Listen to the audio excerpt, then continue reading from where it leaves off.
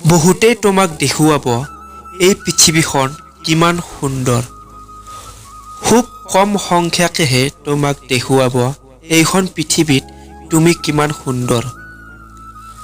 সকলোৱে বিচাৰে প্ৰয়োজন লোকে আগবাঢ়ি যোৱাটো, কিন্তু কোনেও মনৰ নিবিচাৰে নিজতকৈ অন্য কোনোবাই বেছি আগবাঢ়ি যোৱাটো।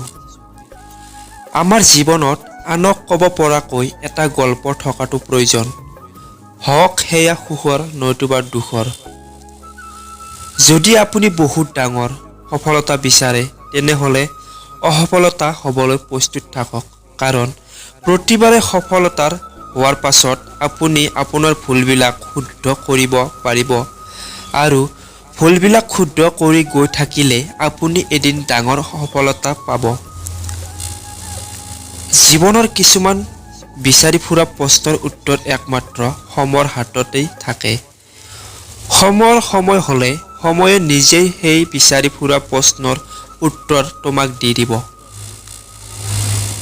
পৃথিৱী সকলোৱে আপোনাৰ লগত বেইমানি কৰিলেও আপোনাৰ পৰিশ্ৰম আৰু যোগ্যতাই কেতিয়াও বেইমানি নকৰে।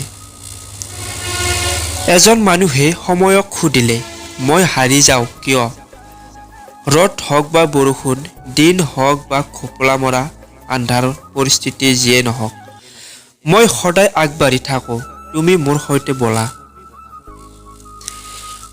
জোৱাইকবোৰক প্ৰায় ভাগ শাহু শহুৰে নিজৰ ল'ৰাৰ দৰে মৰম কৰে, কিন্তু বেছিভাগ শাহু শহুৰে বোৱাৰীকক নিজৰ ছোৱালী বুলি কেতিয়াও নাভাবে।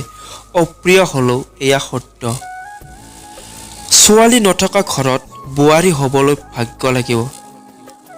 আজিৰ সমাজত মন বুজি পোৱা মানুহ পাবলৈ নাই, কিন্তু ভুল বুজা মানুহৰ অভাৱ নাই।